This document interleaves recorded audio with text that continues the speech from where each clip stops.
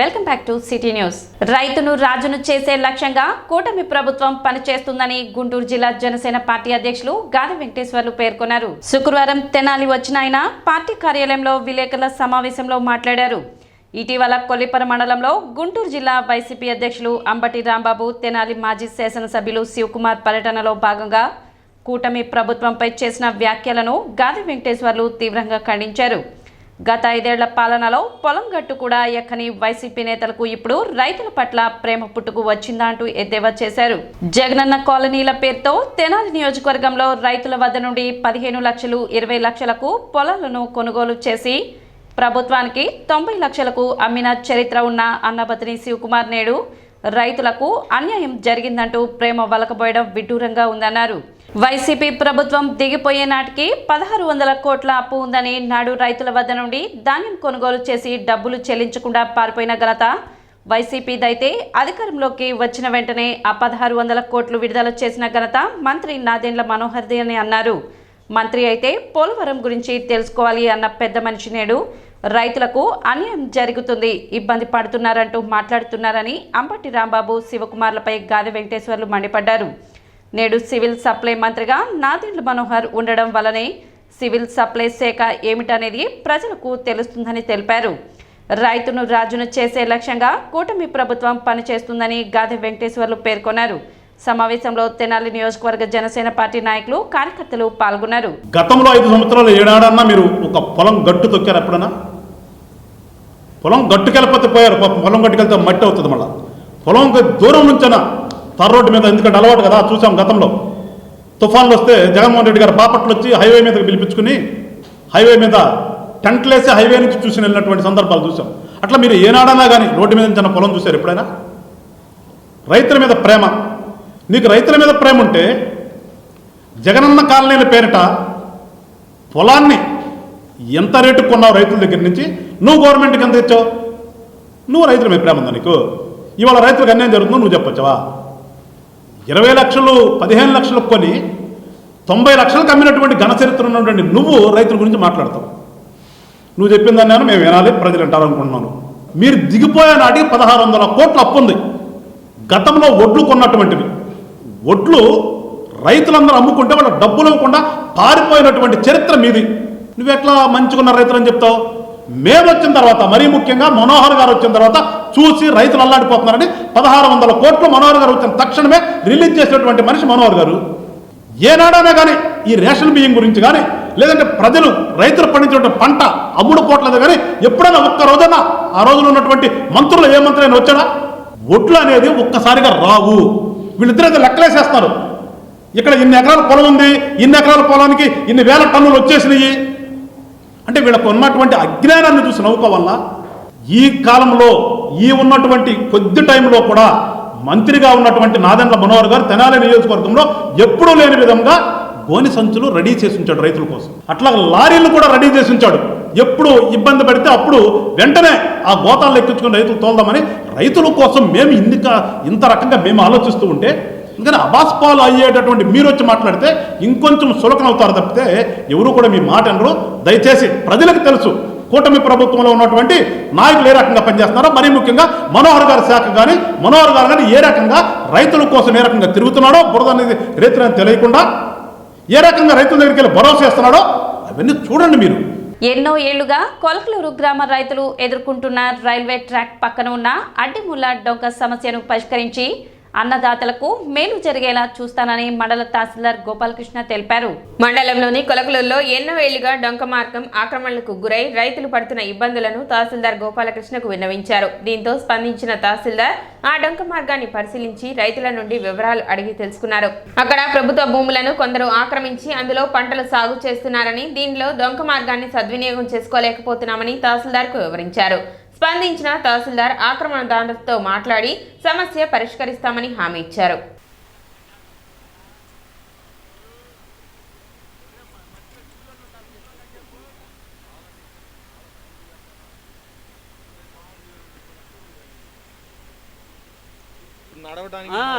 లేదు నడకెప్పుడు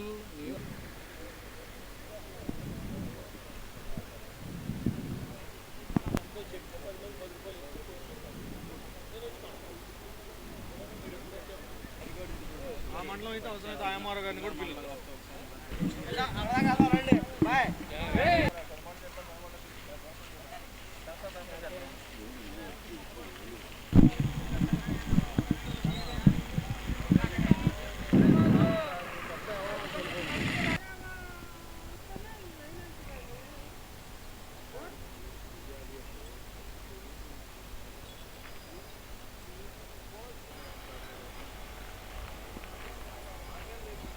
రెవెన్యూ సదస్సుల్లో భాగంగా ఈరోజు మన తెనాలి మండలం కొలకలూరు గ్రామం ఇచ్చేసినప్పుడు ఇక్కడ రైతులు ఒక పెద్ద సమస్య తెలియజేశారు నా దృష్టికి.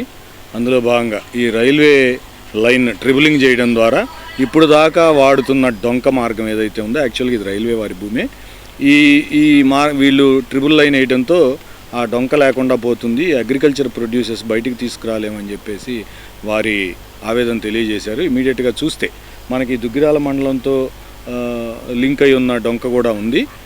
డొంక ఆక్రమణకు గురైంది, కొంతమంది ఆక్రమించి ఉన్నారు. ఇది దుగ్గిరాల తహసీల్దార్ గారితో కూడా మాట్లాడి తహసీల్దార్ గారిని కూడా తీసుకొచ్చి ఈ రైతులతో కూడా మాట్లాడి ఆ డొంకని పునరుద్ధరించే విధంగా కృషి చేస్తాం.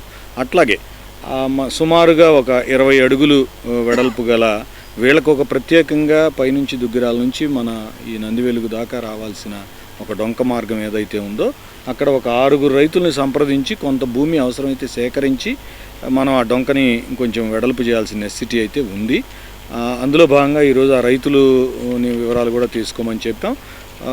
మనము ఎక్విజిషన్ చేసి ప్రభుత్వం వైపు నుంచి కొనుగోలు చేయడం కంటే కూడా నలుగురం రైతులు ఇది అందరికీ ఉపయోగపడే విషయం కాబట్టి ఆ రైతుల్ని కన్విన్స్ చేసి అవసరమైతే 10 మంది 10 రూపాయలు తలా ఎంత అని వేసుకొనైనా ఆ కావాల్సిన తక్కువ ఎక్స్టెంట్ని మనం కొనుగోలు చేసి ప్రజలకి అవసరమయ్యే విధంగా, రైతులకు అవసరమయ్యే విధంగా డొంకను ఏర్పాటు చేసే అవకాశాన్ని పరిశీలిస్తాం.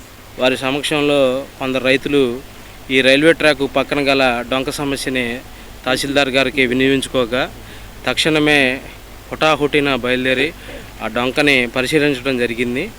ఇక్కడ కొంత డొంక ఆర్టిఫిషన్లో ఉంది. ఆ డొంకని ఆ రైతుని పిలిచి ఆర్టిఫిషన్ ఎవరైతే చేశారో వారితో మాట్లాడి రైతులకు ఇప్పించే పనిగా చూస్తూ ఉన్నారు. తర్వాత ఇక్కడ కొంతమంది రైతుల దగ్గర నుంచి భూమి సేకరించాల్సిన పని ఉంది డొంకకి. ఇది నిత్యం రైతుకి ఇత్తనం వేసిన దగ్గర నుంచి పంట ఫలం ఇంటికి చేరేంతవరకు ఈ డొంక ఎంతో అవసరం. ఈ డొంక మెట్ట ప్రాంతంలో కలిగిన డొంక. ఈ డొంకనే ఈ రైతులు తహసీల్దార్ గారికి గట్టిగా విన్నవించుకున్నారు. వారు కూడా మా దయ ఉంచి కొలటూరు రైతుల తరఫున చేసి పెడతానని హామీ ఇచ్చి ఉన్నారు. కిషోర బాలిల సాధికారత ముఖ్య ఉద్దేశంగా జిల్లా స్త్రీ మరియు శిశు అభివృద్ధి సంస్థ గుంటూరు వారి సూచనల మేరకు ఐసిడిఎస్ ప్రాజెక్ట్ తెనాలి వారి ఆధ్వర్యంలో తెనాలి మున్సిపాలిటీ, తెనాలి రూరల్ మండల స్థాయి శిక్షకుల శిక్షణ కార్యక్రమం కొత్తపేటలోని కళాక్షేత్రం నందు జరిగింది. ఈ కార్యక్రమానికి సిడిపిఓ డాక్టర్ ఎం సునీత అధ్యక్షత వహించారు. 11 నుండి 18 సంవత్సరాల వయసులో ఉన్న బాలల వికాసం గురించి లైన్ డిపార్ట్మెంట్స్తో అన్ని కలిసి సంయుక్తంగా కృషి చేయాల్సిన అవసరం ఉందని పేర్కొన్నారు. తెనాలి ఎంపీడీఓ దీప్తి ముఖ్య అతిథిగా పాల్గొన్నారు. జిల్లా స్థాయి రిసోర్స్ పర్సన్స్ బాలల విద్య, ఆరోగ్యం, బాలికల్లో ఋతుక్రమ పరిశుభ్రత, పౌష్టికాహారం, మానవ అక్రమ రవాణా, బాలలపై లైంగిక నేరాల నుండి రక్షణ, POCSO చట్టం, బాల్య వివాహ నిషేధ చట్టం, బాలల హక్కులు, స్వీయ రక్షణ, యోగా మరియు జీవనోపాధి అవకాశాలు మొదలైన ప్రాముఖ్యతపై శిక్షణ ఇవ్వడం జరిగింది. Resource person Vijay Kumar, DCPO Guntur Soujanya, Himabindu, ICDS supervisors Nagamani, Rajaiah, MPHEO మండల స్థాయి ICDS సెక్టార్ సూపర్వైజర్లు యానాదమ్మ, వెంకటరమణ, గ్రామ వార్డు స్థాయి మహిళా పోలీసులు, వార్డు గ్రామ వెల్ఫేర్ అసిస్టెంట్లు, అంగన్వాడీ కార్యకర్తలు, ఏఎన్ఎంలు పాల్గొన్నారు. ఈరోజు ICDS ప్రాజెక్టు తెనాలి ఆధ్వర్యంలో కిషోరి వికాసం అనేటువంటి ప్రోగ్రామ్ను మండల స్థాయిలో చేయటం జరిగింది. ఈ కార్యక్రమమునకు మండల స్థాయిలో అదేవిధంగా మున్సిపాలిటీ స్థాయిలో ఉన్నటువంటి మహిళా సంరక్షణ కార్యదర్శులు అంటే మహిళా పోలీసులు, welfare assistant, anganwadi teachers, ANMs, education department నుంచి స్కూల్ టీచర్స్ వీళ్ళందరికీ కూడా ఈ కార్యక్రమం పైన అవగాహన కల్పించడం జరిగింది. దీని యొక్క ముఖ్య ఉద్దేశం ఏంటంటే కిషోర వయసులో ఉన్నటువంటి బాలబాలికలు ఎవరైతే ఉన్నారంటే 11 నుంచి 18 సంవత్సరాల మధ్య వయసులో ఉన్నటువంటి పిల్లలకి వాళ్ళకి విద్యపై అవగాహన కల్పించడం, పౌష్టికాహారము, ఆరోగ్యము, బాలికలకి ఋతుక్రమ పరిశుభ్రత అంటే మెన్స్ట్రువల్ హైజీను, అదేవిధంగా బాలలకు ఉన్నటువంటి చట్టాలు పోక్సో యాక్టు, అలాగే 18 సంవత్సరాలు నిండిన తర్వాత ఎటువంటి ఈ ఉపాధి కల్పన అనేది ఉంటుంది. ఈ అన్ని విషయాలపైన కూడాను అవగాహన కల్పించుటకు గ్రామ స్థాయిలో, ఇక్కడ మండల స్థాయిలో టీఓటీస్గా వీళ్ళందరికీ కూడాను ట్రైనింగ్ ఇవ్వడం జరిగింది. వీళ్ళు తర్వాత గ్రామ స్థాయిలో గ్రూప్స్గా ఫామ్ చేసి ఈ అడోలసెంట్ గర్ల్స్ని బాయ్స్ని గ్రూప్స్గా ఫామ్ చేసి వాళ్ళకి అవగాహన కార్యక్రమం అనేది కల్పిస్తారు.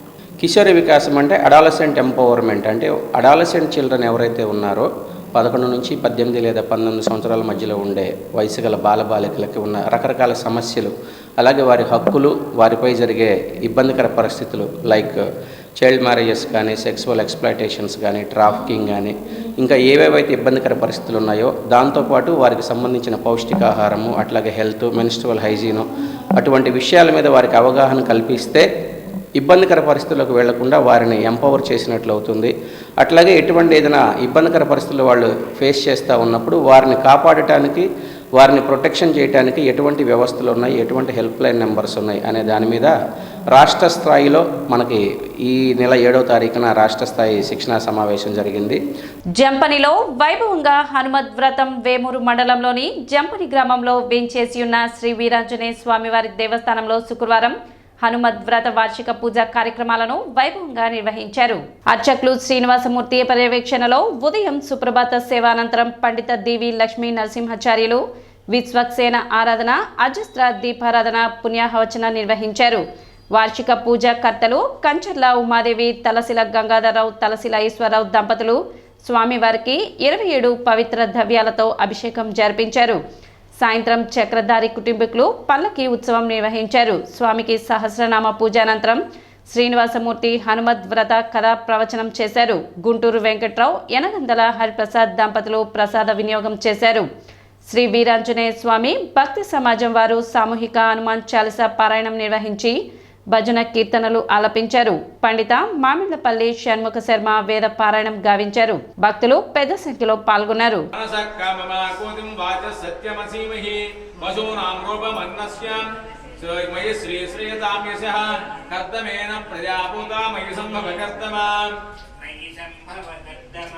శ్రీయం వాసయమే కులే మాతరం పద్మమాలినిం ఆపసులినంతు సిగ్ధాని చిక్లీద వసమే గృహే నిత్య దేవీం మాతరం శ్రీయం వాసయమే కులే ఆర్ద్రాం పుష్కరిణీం పుష్టిం వికలాం పద్మమాలినీం చంద్రాం హిరణ్మయీం లక్ష్మీం జాతవేదో మావహ ఆర్ద్రాం యకర్ణీం యష్టుం సువర్ణాం హేమమాలినీం సూర్యాం హిరణ్మయీం లక్ష్మీం జాతవేదో మావహ తాం మావహ జాతవేదో లక్ష్మీమనవగామినీం యస్యాం హిరణ్యం ప్రబోధం గావో దాస్యోస్కాం నిందేయం పురుషానఘం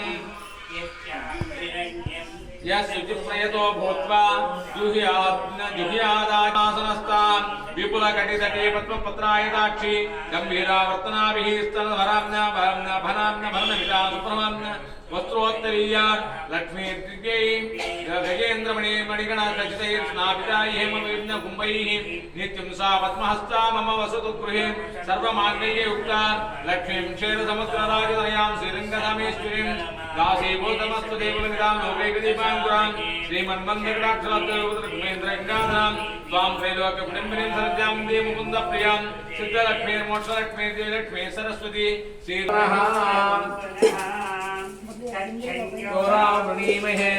दातुं यज्ञाय दातुं यज्ञपतये दैवी स्वस्तिरस्तु नः स्वस्तिर्मानुष्येभ्यः ऊर्ध्वं जिगातु भेषजं गायो विष्णोरराटमसि विष्णो पृष्ठमसि विष्णो स्नप्तेस्तु विष्णो सूर्यसि विष्णो ध्रुवमसि वैष्णवमसि विष्णवे त्वां फलोदकेन स्नपयामि वायुपुत्राय नमः फलोदकेन स्नपयामि हनुमते नमः फलोदकेन स्नपयामि स्नपयामि अय्यप्प स्वामी नमः सक्रान् स्नपयामि सक्र स्नानान्तरम्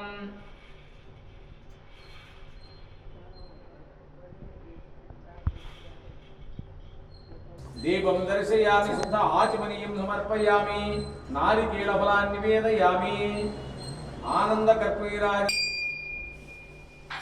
जय श्रीमद् रमा मधुरक्तमुदोषसे मधुमत्पार्थवृजः मधुद्यवरुस्तनपिता मधुमार्नो वनस्पतिर्मधुमागमस्तु सूर्यः मधुना स्नापयामि अय्यप्प स्वामी नमः मधुना स्नापयामि रमण गोविंद हरि गोविंद गोविंद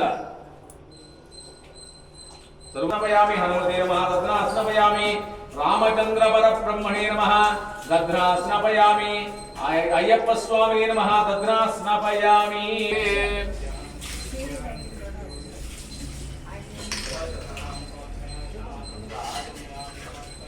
दिव्याः विष्णुदेवतमर्मसुतो पाग्रावयं देवपुत्रसुधादिमयं समर्पयामि नारिकेलफलान् निवेदयामि तत्सवितुर्वरेण्यमृगोदिमुजोयनः प्रचोदयातु ओम नमो हनुमते नमः रामचंद्रपरब्रह्मणे नमः अय्यप्पस्वामिने नमः नारिकेलफलं निवेदयामि आनन्दकर्पूराजं दर्शयामि मंगलं कौसलेन्द्राय महे गुणात्मने चक्रवर्तितनुजाय सार्वभौमाय मंगलं श्रीकान्ताय कल्याणनिधेयेत्नां श्रीवेङ्कटनिवासाय श्रीनिवासाय मंगलं नीलाचलनिवासाय नित्याय परमात्मने। ఇప్పుడు ఒక చిన్న విరామం.